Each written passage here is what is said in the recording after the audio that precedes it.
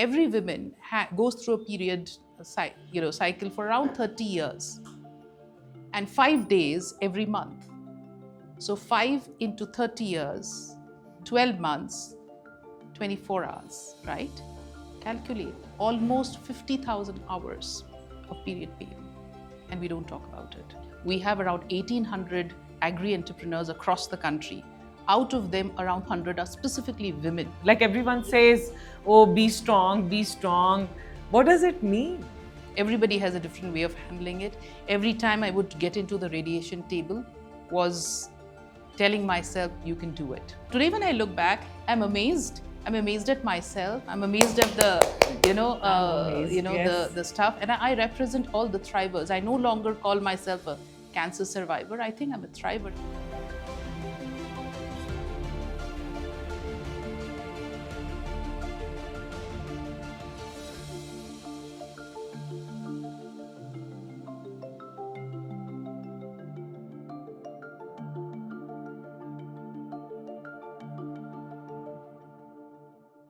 If I may take this opportunity to ask you about your personal journey, if you can talk to us and about your health journey, I think you talking will give courage to a lot of women in India. I mean, I had a very normal childhood.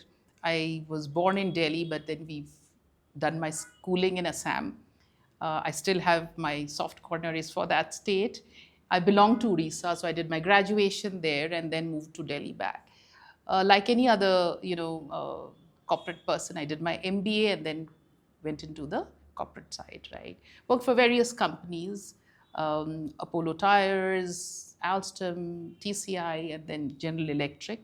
After that, this is my, very interesting, stint buyer. And the turning point of my life was when I was detected breast cancer in 2022, right? Till then, I think I was one of those corporate person running around doing things, not thinking much about the impact, purpose of life. But I think they're triggers which change you as a person. And that's where I started believing in something, doing something more than what's evident, right? And after the journey, till I was going through my treatment, I just wanted to not talk about it.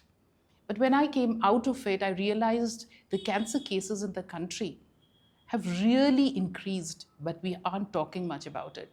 So I do take up opportunities like this to talk about the cancer journey and how we as women take our yearly checks casually, right? Thankfully, I was doing this yearly check and self-detected it, ran into immediately into a mammogram, had a fantastic breast surgeon and oncologist to help me out of it. I'm blessed and grateful that I was detected very early and I'm out here thriving. Take us through that 1 year process, because there are so many women who would be going through it and you just don't know. Like everyone says, oh, be strong, be strong. What does it mean? Being strong is not an option. Yeah, yeah. You have no other choice. You have to be strong when you're going through something like this. Is there anything else that one can do? Nothing. What did you do to keep yourself motivated? I was working all throughout. Online, but all throughout I was working. I would go for my, I went to the surgery those 2-3 days. Maybe I was out of action, but and thankfully it was post-COVID, so mostly we were working from home. I didn't share much during that time. There were only very few people who knew about it, only people who should be knowing, because my concentration that time was just to talk to the doctors and the treatment, right? 2-3 things that really helped. One is a fantastic doctor, and I must put on record that I had fantastic, very, very inspiring and motivating doctors. Second is the family. The most traumatic part of this is what the family goes through. And when you have a teenager at home, I think it helps. So my daughter was my strength, and of course, my supportive husband. The third thing was I took time to talk about it, but now I just feel very open. I just feel I should share, not because I want to make it emotional or tragic, but purely to help other women. No, this helps me because you've Absolutely. gone through it. You're sitting here to tell the story. You don't know by sharing this how many people you're inspiring, and it's not that one has to go through this. The different life challenges, right? Like there's so many issues, stresses, darkness that we experience, and just listening that hey, you went through that and you're out of it, lived every day of it is very Oh, encouraging. yeah. Every time, the radiation part was the toughest for me. Everybody has a different way of handling it. Every time I would get into the radiation table was telling myself, you can do it. And it was extremely difficult because I had third degree burns. And coming out of it was very, very, very, very difficult, I must say. But today, when I look back, I'm amazed. I'm amazed at myself. I'm amazed at I'm amazed. Yes. the stuff. And I represent all the thrivers. I no longer call myself a cancer survivor. I think I'm a thriver. And kudos to all the women You and the give men me who go through goosebumps. it, Yes, right? yes. Because it's not easy, and only a cancer survivor understands what somebody else would have gone through. But it's not about the disease or the treatment. Science has progressed so much, right? I think it is no longer a death sentence. It is, if we detect early, it is life comes back. Maybe it takes a year. You go back a year back, and then you step out of it, right? And also, I feel that losing a year or so is okay because you gain so much. You progress, you become more aware. Your leadership skill is very different. You focus on the right things. You prioritize your life very, very sharply. I think it's helped me and people like me in many other ways. I wouldn't have evolved as much uh, if it was not this. I'm hoping that a lot of people listening to you will find the courage because at the end of the day, it's just relating, right? Like, hey, if she can do it, so can I. Why is it that when it comes to women's health, the conversation is still not mainstream, right? We have piecemeal things happening here and there, but still it's not like a national main stage agenda. I think because women don't take the lead. We don't come out and talk about our problems, our issues. We want to compete with men, or we want to be at par with men everywhere. So, in our effort in doing that, we miss thinking about ourselves, about self care, about our health, about our careers. One of the things I could say is that good girls don't speak up, right? Like they don't speak Yeah. about their issues. It's not considered like it's like, oh, you are crying or you are cribbing or you're playing a woman's card. So you keep quiet. Keep quiet, or you don't even think about yourself. And by the time we think about ourselves, it's too late. And also we don't have so many women leaders, I would say, on the policy, politics front globally to represent that agenda also. Yeah, and also vulnerability is not something that we are prone to, or we don't really think much about talking about things, right? As a society, we are a little conservative about that, sharing, talking out, openly discussing issues. I don't think we talk about it. I mean, till very recently, I was thinking, and we don't talk about period pains enough, Yeah. right? We had a launch of one of our products on period pains, and I was thinking, my God, we don't have anything very specific to period pains till now. We never talk about it, so that kept me thinking, saying, hey, we need to start doing that as women, as youngsters, as teenagers. I think it's time we do that. In fact, a very interesting statistic: every woman goes through a period cycle for around 30 years and 5 days every month. So 5 into 30 years, 12 months, 24 hours, right? Calculate almost 50,000 hours of period pain. And we don't talk about it Yeah. enough. We don't talk enough about it, right? We don't talk about how rural women Suffer. use pads. They don't. They use some sort of Yeah. material which can give rise to cervical cancer. The amount of money we pay for pads, do you think a rural woman will be able to uh, Yes. buy? No. No. So all those movies that we've had, I think it's amazing. I mean, these are types of conversations that we need to have. when I see the startups working on, cotton, skin friendly, biodegradable sanitary pads, I'm like, wow, this is why we need the startup community in the country, Yeah. because they do amazing work around it. Yeah, yeah. And that brings me to the question, tell us about all the work that Bayer, the company that you represent, what all are you doing for women in India? So, as you would know, Bayer is a life sciences company. And in India, particularly, we've been here for more than 125 years. But it's a company which is very, very purposeful. And the tagline or the vision that we have is health for all, hunger for none. So, we are into agriculture, we are into, pharma, and into consumer health. And one thing which runs all across is the focus on women, whether it's livelihoods, whether it's education, particularly science education, whether it is women's health in terms of, whether it's oncology, cardiology, or women's health specific. We are very focused on that, and self-care. Some of the initiatives I would say is, apart from having women in the boardroom, women in the management side, but talking about building agri entrepreneurs for our agri business, we have around 1,800 agri entrepreneurs across the country. Out of them, around 100 are specifically women. Wow. It is so wonderful to have women in the rural sector come out and pick up businesses, smaller business, start something on their own, because women, once they get into something, they breed similar type of excitement within They the breed the whole team. They community. do. Yes, They yes. do. And one agri entrepreneur is responsible for around 7 to 8 villages. Yeah. So imagine the amount of impact that they would create. In fact, I would, there's a lady called Pushpa, just one of the examples I'll give, from Jharkhand. She got married and then, was busy in her married life, then decided to get her education done. She completed her graduation, looked at what can she do. With the support of the husband, she decided to become an agri-entrepreneur. Wow. Now she's one of our top agri-entrepreneurs in the country and doing fantastically well. So more women like that are inspiring other women, right? That's one part of the story.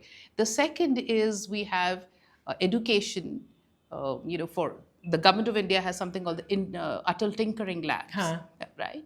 We have taken 125 schools where we, sponsor or we educate the, science part of this education, and out of them 50 are only for girl children. So that's a big focus. We also encourage women from the economically weaker sections to do masters and PhDs. We sponsor 125 candidates for this, right? This is focused on science education and livelihoods. Then when we come to stuff like social impact, we have women leading FPOs, right? Women-led FPOs, some of them are defunct FPOs, which came back into action. And this is fantastic for us. We also have 28 telemedicine centers in the country, which is very focused on women's health. And one beautiful example I would give is the Discovering Hands program. This is a program where we train visually challenged women to use the tactile senses for detection of breast cancer. Wow. And this is a very, very accurate way of, detecting tumors. The interesting part is once you train these women, they need to go back and, get into hospitals or wellness centers, which is where the challenge is. A lot of these women, very well trained, don't ever go to a hospital for a job, or they're not even employed by them. So while we do a lot of work on social impact, there's also a side where we need to also, as a society, embrace them. Yes. Embrace and appreciate the work that is done, right? In many parts of our country, society considered liability. You are training them, equipping them to actually detect tumors. Absolutely. And become employable. Yeah. That's huge. So now we have these women in the rural setup, where mammograms can't be, are not really as popular. That's where these women really help, because other women also are comfortable with women doing this, right? Yes. If a corporate, and Bayer is doing that, has the intention to make the change and to genuinely walk the talk of creating, words like inclusivity on ground, be it with agri entrepreneurs or these women, you can do it. And not just for social impact, it's Yeah, it's economics, it's hardcore economy. mainstream. Yeah, absolutely. In fact, there's another very interesting program we have, and this is for our pharma team. It's called the, Preserve the Uterus. Unjustified hysterectomies are very common in the country, right? And we partnered with the Gynecological Society in India to be able to build awareness saying, hysterectomy is not always needed. And most of us, we've gone through it through, in some parts of our life, heavy menstrual cycles. But there is another way out. There is something that, other alternative ways rather than just removing The uterus. uteruses, right? Awareness around things like this is something that it's high time. How many women really think about it in our busy lives, particularly in the corporate side or in the cities? We don't really think about certain states in the country which are known for heavy hysterectomies. It's extremely But common. why, tell me why, sorry, I'm sorry for my ignorance here, but why is it a more convenient, faster thing to It's do, and that's why it's doctors. more convenient. It's and even as women, we don't want to wait. We don't want to take a chance. Jaldi kar lo, khatam karo, right? This We is don't what it want it is. to be create tension and liabilities and Yeah, and issues. drag it on. We're all busy in our lives. So, and we don't have the awareness of something which exists, an alternative, right? I think it's also patience. So are you building awareness for this in Yes, school? we are. We call it the Preserve the Uterus Wow. campaign. And as a communications team, we've driven it along with the business teams. But apart from the rest of, the product side of it, I really feel the awareness around it is very, very important. So Bayer has intentionally put all this cause as part of their agenda. They do it in India, are they doing it worldwide?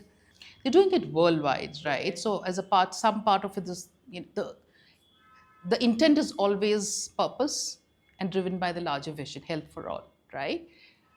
Also, as a company, I think diversity inclusion is in the DNA.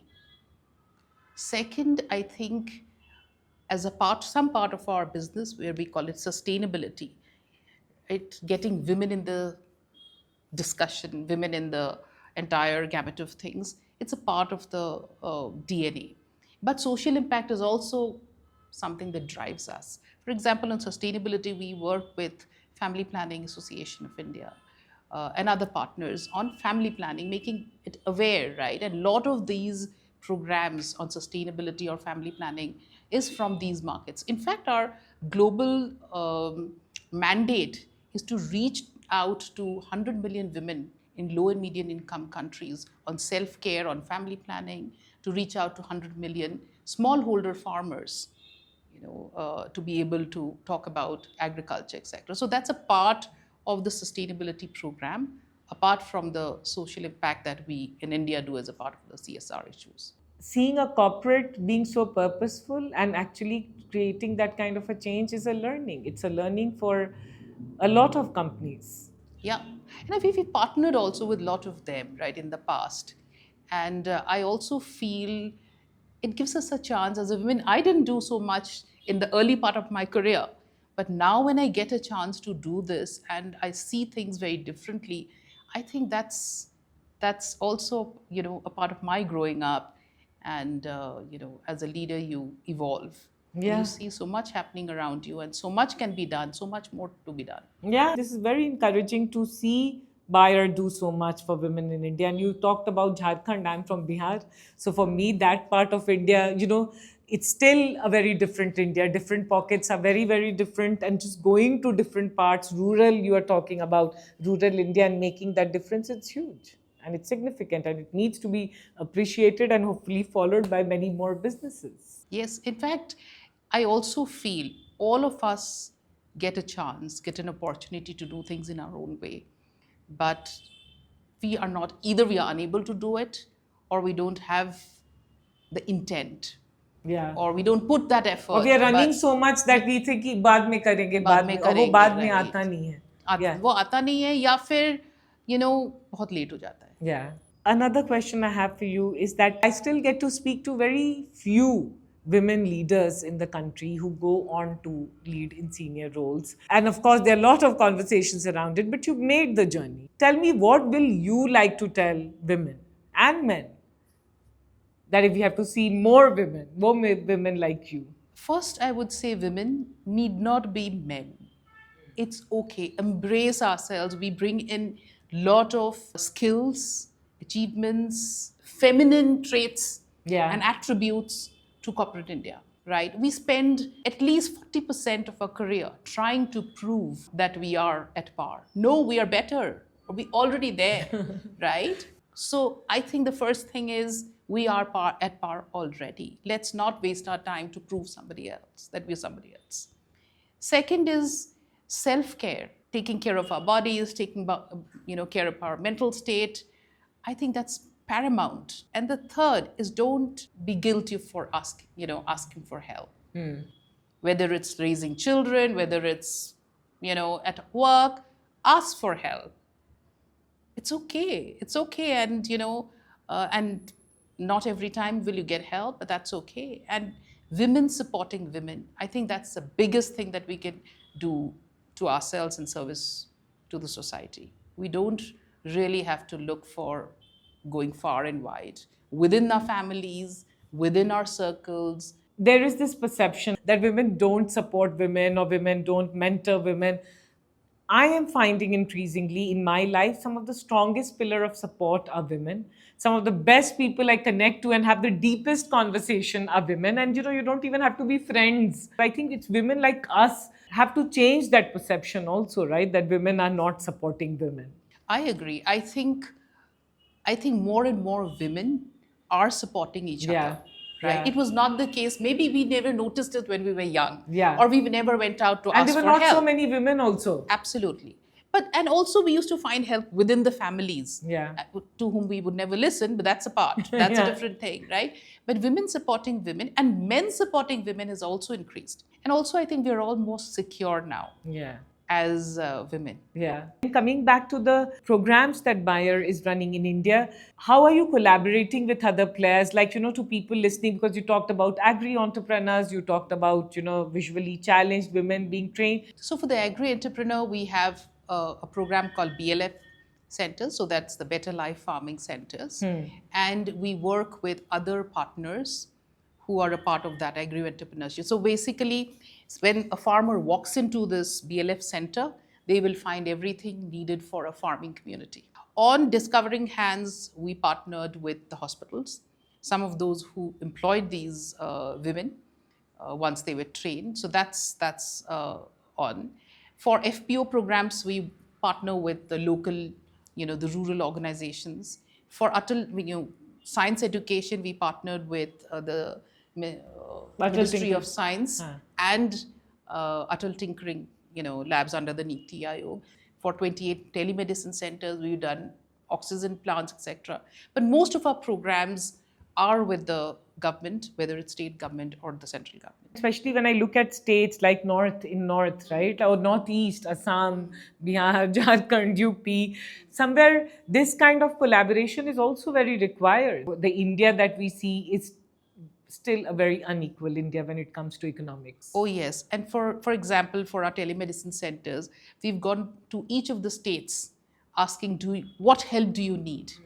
Jharkhand and Odisha, right now, we are doing irrigation and water projects in the most inaccessible terrains. That's again, we're trying to extend our water programs accessibility to water, drinking water, as well as irrigation, etc. in those communities. We're also looking at nutrition programs going ahead with some of the state governments. Stories like this, what Bayer is doing, needs to reach everyone. I somehow feel all of us can contribute. Yeah, interestingly, we have one of our first drone pilots, a lady who works with us, and it's amazing to see how women have gone into those fields, which where very few women actually, you can find them. Yeah, yeah. But on that one, we work with a lot of startups. Yeah. Right. I mean, the business side, we work with a lot of startups on the agri side, on the technology side, on the app based, because like nowadays we have the farmers who have apps where they can connect with lot of services. Tell me personally, something that has very significantly shifted for you after your breast cancer journey. One, not be shy of being vulnerable. Okay. It's okay to be vulnerable. Second, prioritize yourself. I prioritize myself shamelessly, Are you sure? generously. Yeah, I do. Now, Huh. I wish I did it earlier as Yeah. well. Yeah. Right. And third is leadership is a journey. There are certain steps you go through, and that's it. It's okay to fail. It's just okay to fail. Failure no longer scares me. Um, and I enjoy every day.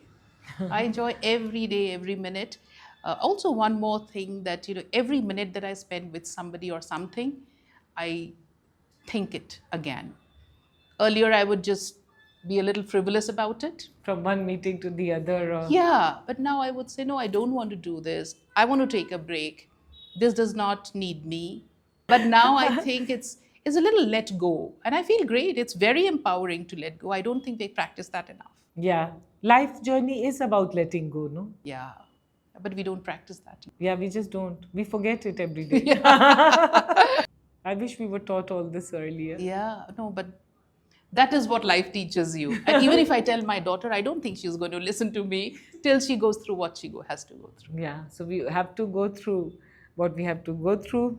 And what a remarkable, beautiful, deep, and I can only imagine your journey, uniquely your journey, that you've given all of us a privilege to listen to.